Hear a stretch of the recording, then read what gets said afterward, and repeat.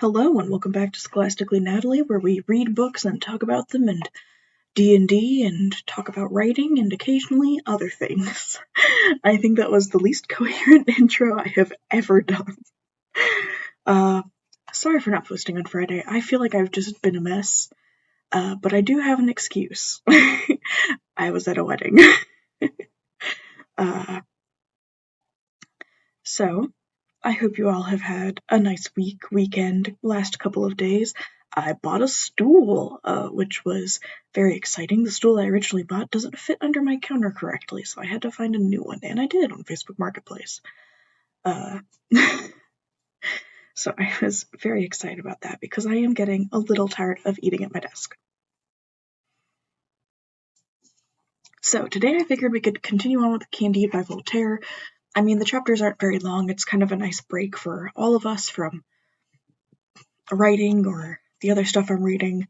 I had to restrain myself because I've watched a couple of video essays about the haunting of Bly Manor, and I heard that it was based off of the turn of the screw. And so then I was like, oh, but we could start reading that. And I was like, no, you already have far too many things you're reading right now. We need to finish at least one or two of them. So we're continuing on with Candide instead. So what we are working on is chapter 3, which is called How Candide Escaped from the Bulgars and What Became of Him Afterwards. So do remember, last chapter Candide got forcefully recruited into the Bulgar army, where he then was going to try to escape, but instead they whipped him until he said, okay, I'll stay and fight. And that is where we begin, is him going off to army. Not to army, oh my goodness. Him going off to war in the army. There was never anything so gallant, so spruce, so brilliant, and so well-ordered as the two armies. Trumpets, fiefs, hautboys, drums, and cannon made such music as was ever heard in hell. The cannons first of all laid flat about 6,000 men on each side. Then the muskets swept away from this best of worlds 9,000 or 10,000 ruffians who infested its surface. Next, the bayonet was sufficient reason for the death of several thousand more. The total might have amounted to about 30,000 souls. Candide, who trembled like a philosopher, hid himself as well as he could during this heroic butchery. I deeply appreciate the trembling like a philosopher line. I think that is really funny. And then I also like the oxymoron of heroic butchery, because heroes don't butcher. At last, while the two kings commanded Te Deums to be sung in their respective camps, Candide resolved to go and reason about effects and causes elsewhere. Which is also humorous because we're poking holes in the best of all possible worlds. Everything happens for a reason philosophy, because here we see Candide is not just accepting his situation, he's changing it.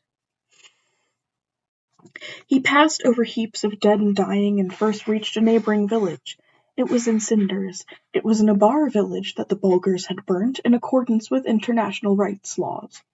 Here old men riddled with bullets watched as their wives, with their throats cut, died while clasping their children to their bloody breasts.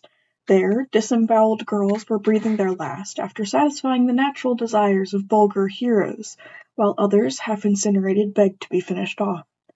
Brains were strewn across the ground, among severed arms and legs. Candide fled quickly to another village. It belonged to the Bulgars, and the Abar heroes had dealt with it in the same way.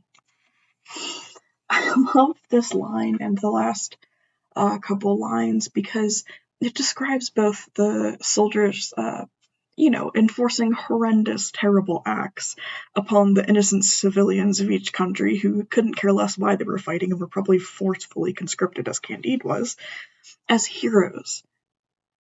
Because that is how the propaganda will remember them, as heroes who, of course, never did anything wrong.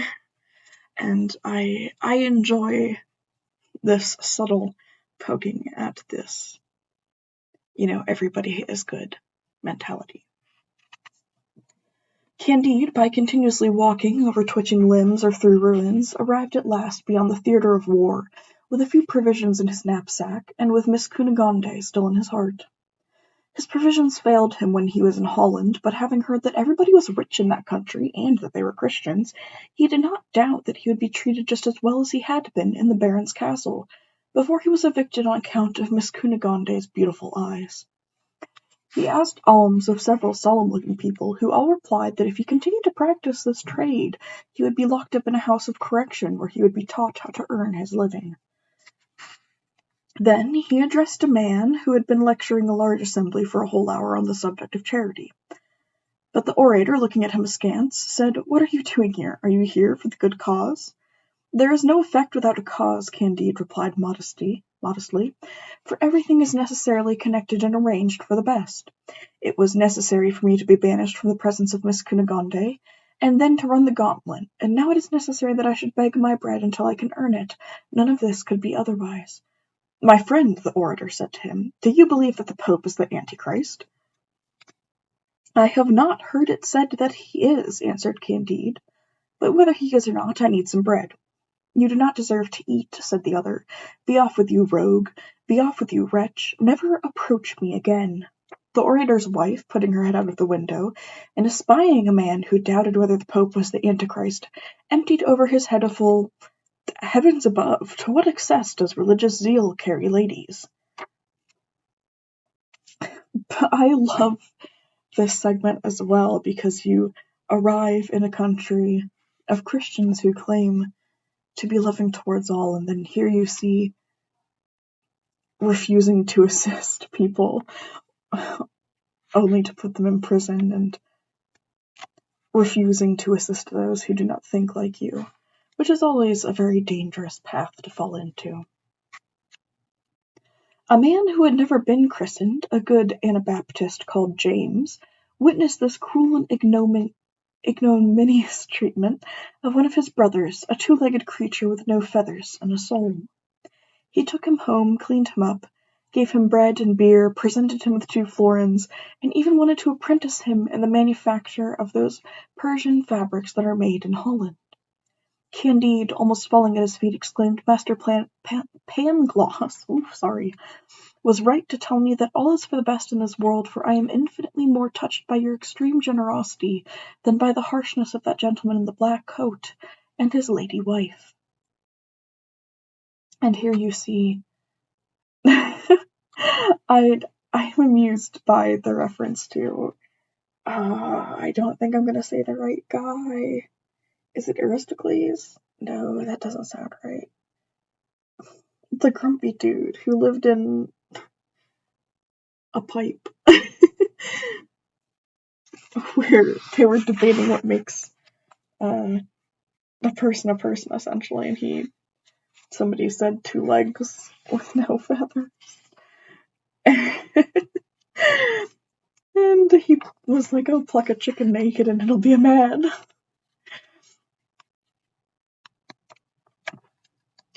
The next day, and here you also see, you're far more likely to recruit people to your side if you treat them kindly than if you treat them harshly for disagreeing with you. The next day, as he took a walk, he met a beggar all covered with scabs, his eyes without life, the end of his nose rotted away, his mouth distorted, his teeth black, choking as he spoke, tormented with a hacking cough, and spitting out a tooth with every spasm. And here we come to the end of chapter 3, which was only about 2.5 pages. It was very short. But that is because the next chapter, I think, is kind of fun with us seeing how things have turned out. So, this is probably going to be a really short video because that chapter is like the shortest thing ever. But I hope you guys are enjoying our various reading videos. I mean, goodness, we're doing H.P. Lovecraft, and we're doing Into the Land of the Unicorns and Candide, all 3 of which are on very different spectrums. We are a very diverse channel over here. Although I think they're all written by old white guys, so maybe we're not a very diverse channel. I do mean to continue with the emancipation of the rights of woman. I'm gonna be honest, I just have not had the brain power to dissect academically those passages. We'll get there. I gotta work through them all with a lot of attention to detail, and that drains my brain power. And I suppose maybe I'll not do another D&D video sometime soon, although I don't think I'm running this next session. I do believe we're doing a one-shot to finish off my friend's campaign, so that'll be fun. I hope that you all have an amazing week. I will do my very best to host on Friday, because I seem to be becoming bad at keeping to this schedule, and I would like to be better at keeping to this schedule.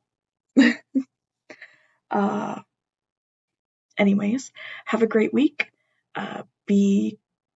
Spread cheer, drink water, hydrate, and remember to do things that make you happy and not just devote yourself to work or to making others happy, because it's essential that we all relax and recharge. Tell me things you want me to know in the comments if you'd like. Have you had to go to any weddings recently? And I will see you guys next time. Scholastically Natalie is out.